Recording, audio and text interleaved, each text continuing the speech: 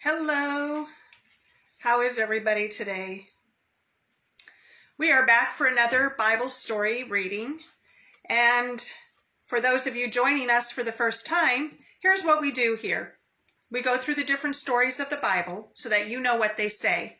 This is for people who have either forgotten what the stories are, never heard the stories, maybe you've only heard bits and pieces of the stories, but you don't really know them.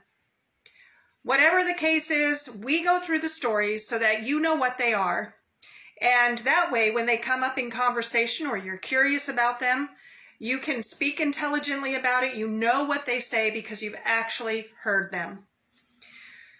We have been going through the story of David, and he has been fleeing from King Saul. In the last chapter of 1 Samuel, chapter 26, we read that David had come across Saul and his men in this camp, and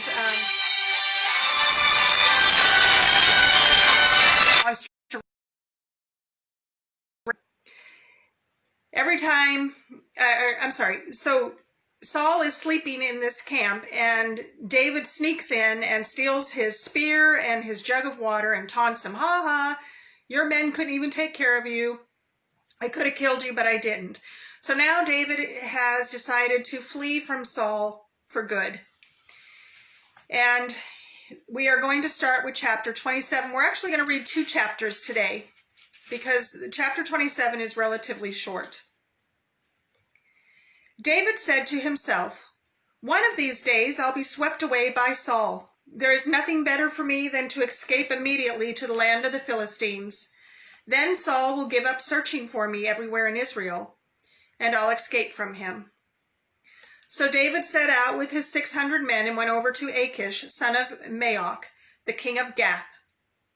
David and his men stayed with Achish in Gath. Each man had his family with him, and David had his two wives, Ahinoam of Jezreel and Abigail of Carmel, Nabal's wife.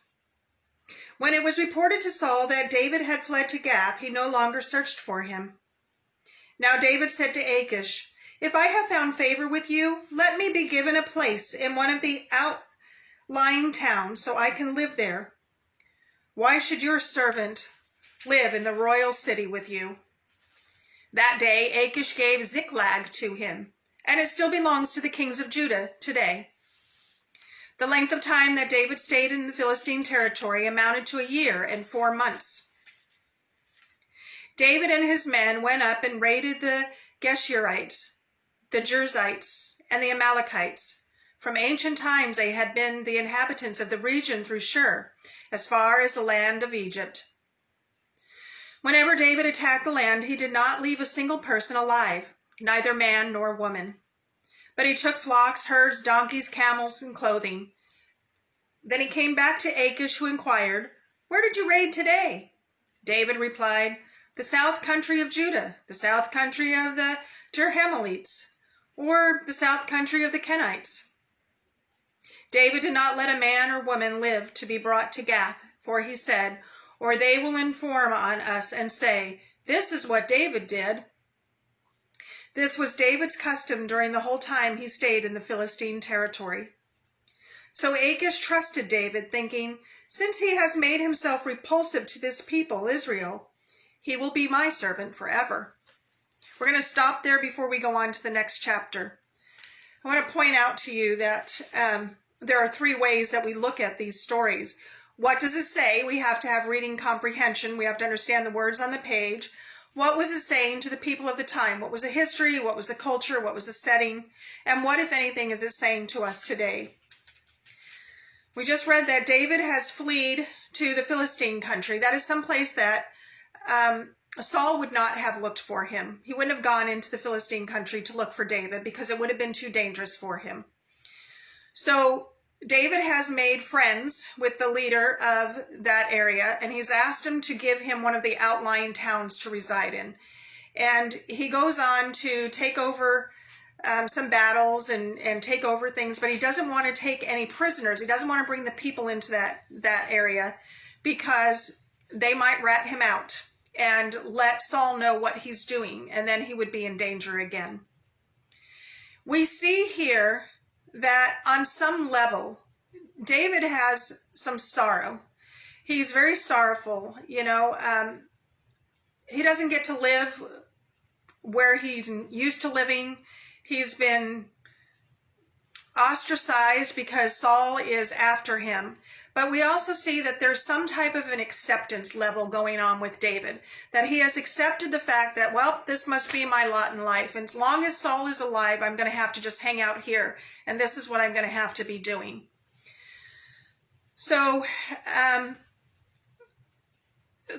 sometimes we go through things in life. He had to stay there, it says, for 1 year and 4 months. Sometimes we go through things in our life for a long time, and we get to the point where we say, well, this just must be it. This must be what my destiny is. This is how it's just going to be. And I think that's where David was in this process of trying to run from Saul, trying to spare his life from Saul. We're going to move on now to chapter 28. At that time, the Philistines gathered their military units into one army to fight against Israel. So Achish said to David, "You know, of course, that you and your men must march out in the army with me." David replied to Achish, "Good, you will find out what your servant can do." So Achish said to David, "Very well, I will appoint you as my permanent bodyguard." By this time Samuel had died. All Israel had mourned for him and buried him in Ramah, his city, and Saul had removed the mediums and spiritists from the land. The Philistines gathered and camped at Shinnim. So Saul gathered all Israel, and they camped at Gilboa. When Saul saw the Philistine camp, he was afraid, and his heart pounded. He inquired of the Lord, but the Lord did not answer him in dreams or by the Urim or by the prophets. Saul then said to his servants, "Find me a woman who is a medium, so I can go and consult her." His servants replied, "There is a woman in Endor who is a medium." Saul disguised himself by putting on different clothes and set out with 2 of his men. They came to the woman at night, and Saul said, "Consult a spirit for me. Bring up for me the one I tell you."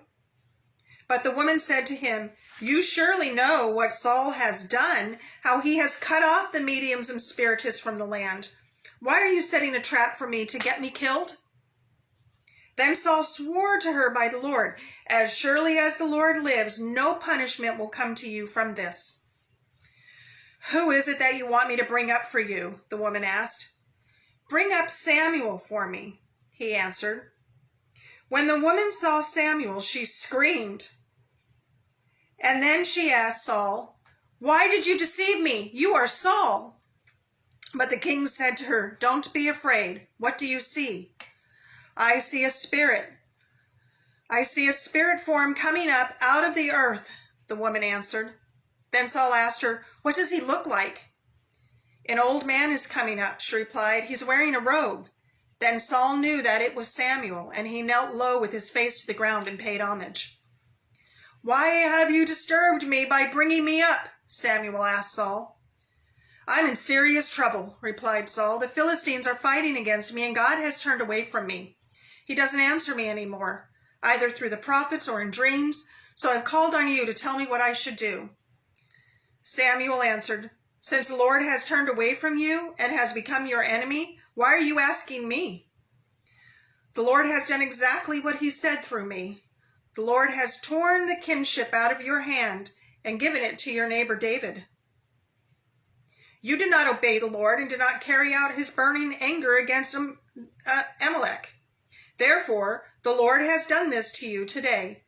The Lord will also hand Israel over to the Philistines along with you tomorrow. You and your sons will be with me. And the Lord will hand Israel's army over to the Philistines." Immediately Saul fell flat on the ground. He was terrified by Samuel's words, and was also weak because he had not eaten anything all day and all night. The woman came over to Saul, and she saw that he was terrified and said to him, "Look, your servant has obeyed you. I took my life in my hands and did what you told me to do. Now please listen to your servant. Let me set some food in front of you. Eat, and it will give you strength so you can go on your way." He refused, saying, "I won't eat." But when his servants and the woman urged him, he listened to them. He got up off the ground and sat on the bed. The woman had a fattened calf at her house, and she quickly slaughtered it. She also took flour, kneaded it, and baked unleavened bread. She served it to Saul and his servants, and they ate. Afterward, they got up and left that night. Wow, what a story. What did we just read? We read that the Philistines are gathering a military to fight against Saul.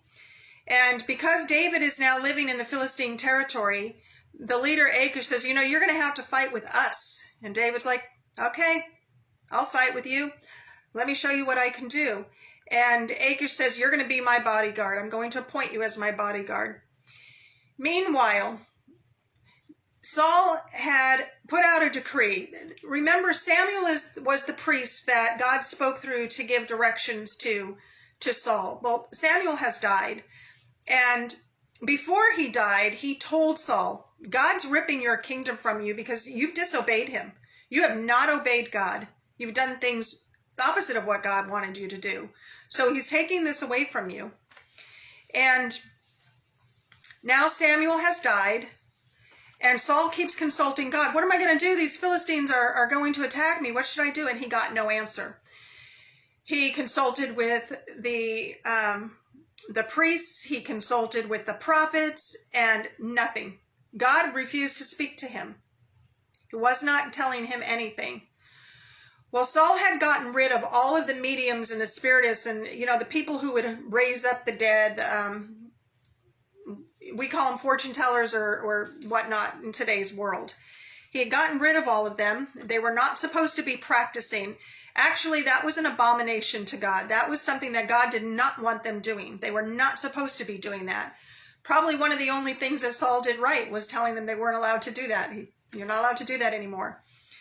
But because he had run out of options, because God wasn't talking to him, Saul thought, you know what, I'm just going to consult a medium.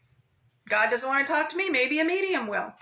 So he has somebody find a medium, and he goes to this woman, and she's like, I can't do that. I'll get in trouble. And Saul says, I promise you will not get in trouble. Now, at this point, she doesn't know that it's Saul because he's disguised himself. And she's like, okay, all right, I'll do it. We think about we know that dealing drugs is illegal, right? But there are people who are like, okay, I'll do it. And meanwhile, they're actually dealing to an undercover cop. Well, this is the same situation. This lady's like, I could get a lot of trouble for this. And Saul's like, I promise you won't. So she goes ahead and she says, all right, who do you want me to call up? And so she calls up this spirit, and she doesn't know until it comes up that it's Samuel. And then she realizes, oh my goodness, you're not just some regular dude off the street. You're Saul. You're the king. And you tricked me, and why have you done this to me? How much trouble am I in here? And he's like, don't worry, you're not in trouble. I just need to find out what Samuel has to say. Samuel's like, why are you bothering me? And he says, well, the Philistines are coming against us, and I'm frightened.